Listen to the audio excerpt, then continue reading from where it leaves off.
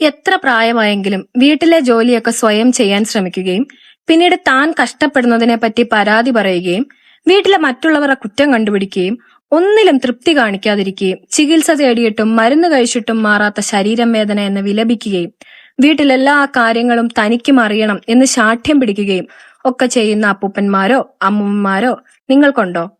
അല്ലെങ്കിൽ അത്തരത്തിലുള്ളവരെ നിങ്ങൾക്കറിയുമോ? അവരുടെ പെരുമാറ്റത്തിന് പിന്നിലെ സൈക്കോളജി ഒന്നറിഞ്ഞാലോ? കാലങ്ങളായി തന്റെ നിയന്ത്രണത്തിലായിരുന്ന കുടുംബവും കുടുംബാംഗങ്ങളും തനിക്കിപ്പോൾ പരിഗണന നൽകുന്നില്ല എന്ന തോന്നലും തനിക്ക് ഈ കുടുംബത്തിൽ പ്രാധാന്യം നഷ്ടമായി എന്നുള്ള തോന്നലുമൊക്കെയാണ് ഇതിന് കാരണം. പ്രായമായവർ പലപ്പോഴും അവരുടെ ആശങ്കകളെയും ചിന്തകളെയും നേരിട്ട് പറയാറില്ല. പകരം മറ്റെന്തെങ്കിലും കാര്യത്തിലൂടെയാണ് അത് പ്രകടിപ്പിക്കുക.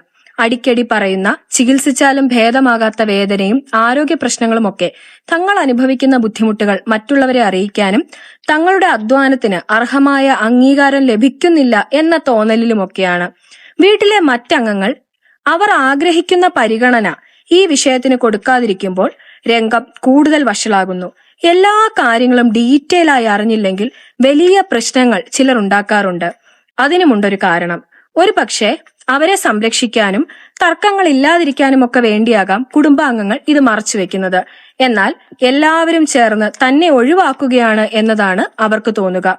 തനിക്ക് ഇതുവരെ ഉണ്ടായിരുന്ന കുടുംബനാഥ അല്ലെങ്കിൽ കുടുംബനാഥൻ എന്ന സ്ഥാനം നഷ്ടമാകുന്നു എന്ന ആശങ്കയും അവരെ കൂടുതൽ പ്രശ്നത്തിലാക്കും.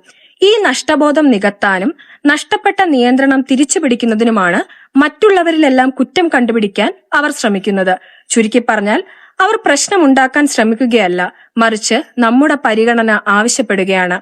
ആൻഡ്രോയിഡ് കുഞ്ഞപ്പൻ എന്ന സിനിമയിൽ സുരാജ് അവതരിപ്പിക്കുന്ന അച്ഛൻ കഥാപാത്രം ഈ അവസ്ഥയ്ക്ക് ഒരു ഉദാഹരണമാണ്.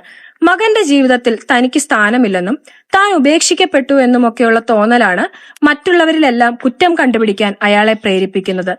താൻ പറയുന്നതെല്ലാം കേൾക്കുന്ന, തന്നെ കുറ്റപ്പെടുത്താത്ത റോബോട്ടിനോടുള്ള അറ്റാച്ച്മെന്റ് പോലും ഉണ്ടാകുന്നത് തന്നെ മനസ്സിലാക്കുന്ന ഒരു കമ്പാനിയനെ കിട്ടി എന്നുള്ള സന്തോഷത്തിൽ നിന്നുമാണ്.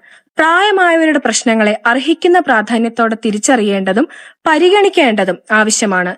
കൃത്യമായ മാനസിക ആരോഗ്യ പരിപാലനത്തിലൂടെ ഇത്തരം പ്രശ്നങ്ങളെ മാറ്റിയെടുക്കാവുന്നതാണ്. So feel free to take mental health care. Thank U.